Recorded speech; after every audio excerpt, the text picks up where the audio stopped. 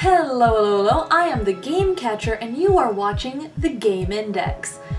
Today we are indexing Alice Madness Returns. In Alice Madness Returns, you play as Alice Liddell, the only survivor of a horrible fire that claimed the lives of her entire family. Both Alice and Wonderland are horrifically scarred, but the characters in Wonderland suggest that there is something more to the tragedy than she realizes. Can you find the truth before Alice and Wonderland are destroyed forever? Wow, this is going to be dark. This game is absolutely gorgeous, honestly. There is a wonderful Victorian Gothic aesthetic that carries throughout the entire game, and the style is cohesive even through vastly different environments. There is also a explicit contrast drawn between the healthy parts of Wonderland, which are green and vibrant, and the polluted, decaying areas that are being eroded by Alice's various traumas.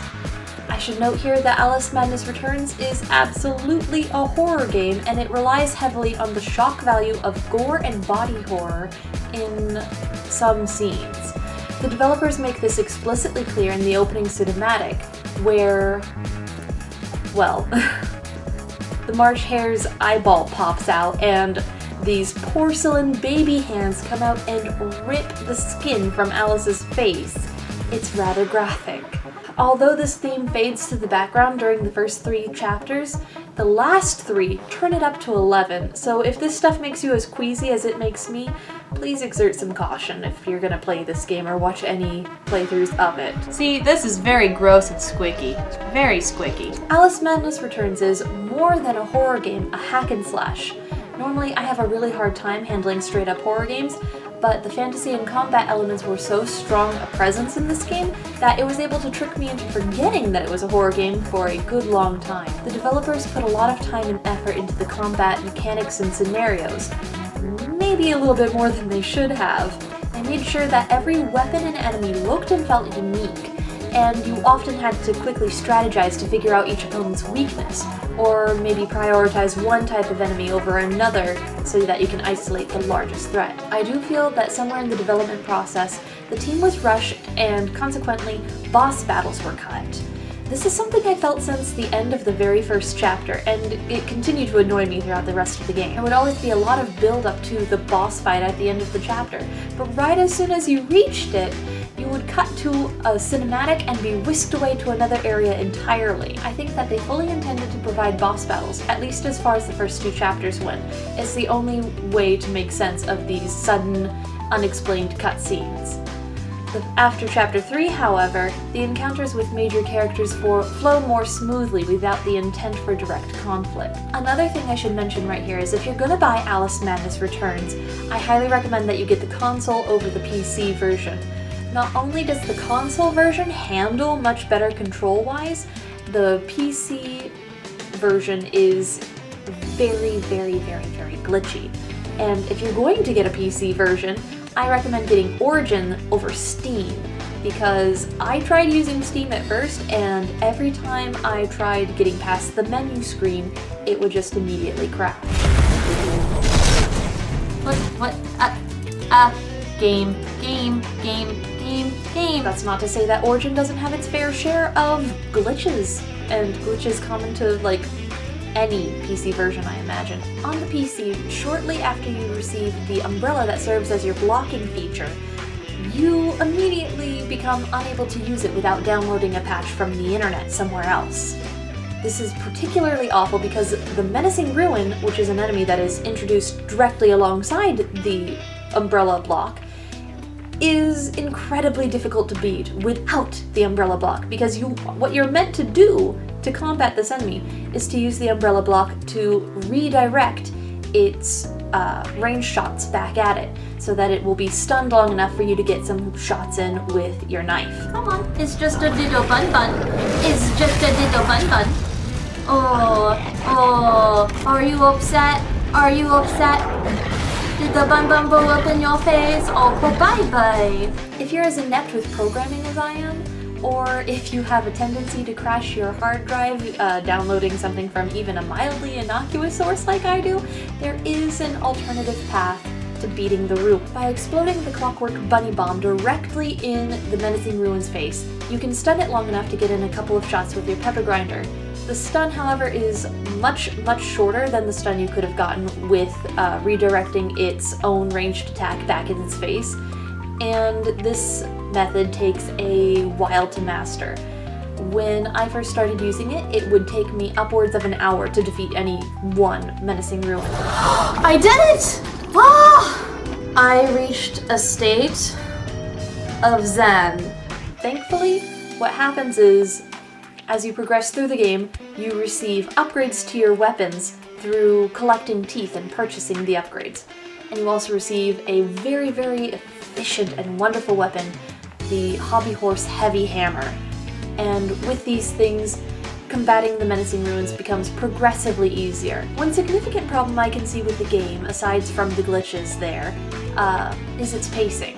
Chapter 1 worked very well for what it is, and considering it comprised of the opening, the tutorial, and Hatter's Domain, it was really well paced. Whatever you were doing, however long you were doing it, it felt important to the plot and like you were progressing the story.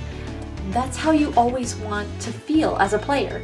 Chapter 2 went on a little long, but where I think the game really bogged down was in Chapter 3, the Oriental Garden, or Grove, Oriental Grove. It makes sense in retrospect that a development team that is Chinese in its entirety would focus most heavily on the level that is Chinese in theme. However, I think they focused on it to an extreme without enough driving plot elements. It's very platform and puzzle based, and even if I spent an equally long amount of time in Chapter 3 as I did in Chapter 1, as I did in Chapter 2, it lacked a sense of progression, and it felt almost 3 times as long.